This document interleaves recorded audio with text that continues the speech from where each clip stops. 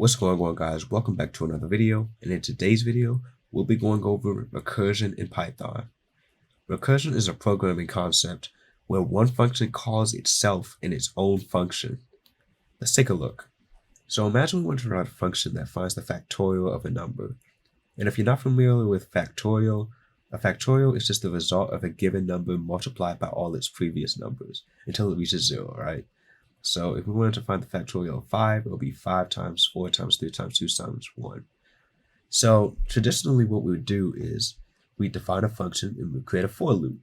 So we'd have a function factorial, we'd input in, the sum would be 1, and we would just multiply the sum by 5, then 4, then 3, then 2, then 1, right? So we start with 5, and we go all the way down to 1, and we take a step of -1.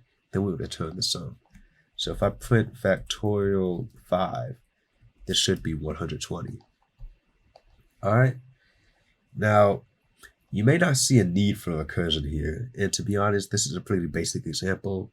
So recursion wouldn't really be doing much, but it's good to understand the concept.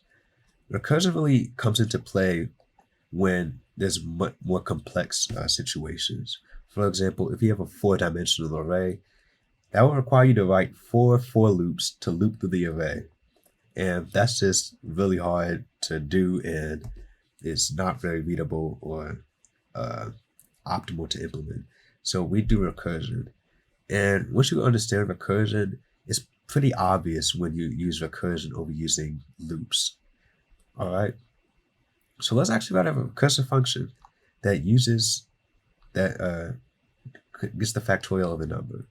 So, like I said, recursion is just calling a function within a function, the same function within a function. So, I'm actually going to comment this function out and create a new factorial function. All right, so let's define a new function called factorial. And it's still going to take it in. And every function that is recursive, it has to have a base case. And this is a case that breaks out of the recursive function, similar to how we would break out of a while loop when a condition is false. That's the same thing, so we don't have an infinite recursive function. All right, so our base case in this situation is 1, the number 1. Once we get to the number 1, we want to stop because we don't want to get past 1. If we get past 1, that means we reach 0, and that defeats the purpose of a factorial. So we're going to say if n is less than or equal to 1, we want to return 1. So factorial of 1 is always 1. That's what we want. So once we get to factorial 1, we want to return 1. All right. Our else clause is our actual recursive statement. So what we're going to do here is we're going to call factorial within factorial. So we're going to return factorial of n minus 1 times n. And this might seem confusing at first, but once we break it down, it'll make more sense. So what's this? So imagine we input 5. This is going to do return 5 minus 1. So factorial 5 minus 1, which is 4, times 5. Then it's going to do, so now it's going to have factorial 4. It's going to do return factorial 4 minus 1 times 4. Then it's going to have factorial 3. So factorial 3 minus 1 times 3. Factorial 2 minus 1 times 2, and then factorial 1, which is going to return 1. All right. So if I go to my notepad here, this is exactly what we're doing. Factorial 5 equals factorial 4 times 5. Factorial 4 equals factorial 3 times 4. Factorial 3 equals factorial 2 times 3. Factorial 2 equals factorial 1 times 2. And factorial 1 is just 1. Now, this is what we call a stack. So the last item in is the first item out. So this is actually the first item that's being returned. So it's going to do it just like this. Factorial 1 equals 1, right? Then it's going to do factorial 2, which is factorial 1 times 2. So factorial 1 is 1. So that's 2. Then it's going to do factorial 3, which is factorial 2 times 3, which is 6.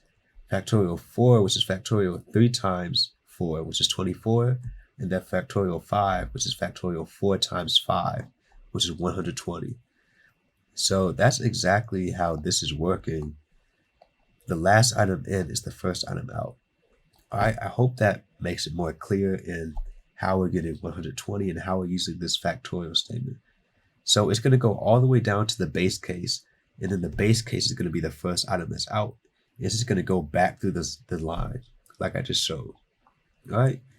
Now, that can be confusing. Recursion is a topic that you must practice. It comes with practice. This is a pretty basic example. I would suggest, if you want to have more practice, I suggest coding the Fibonacci sequence, which is slightly more complex than this because we'll be returning two of the two functions within the return statement. So slightly more complex. And yeah, I just suggest getting more practice with this. But if you did enjoy this video, make sure to like, comment, and subscribe. And I hope to see you in the next one. Take it easy.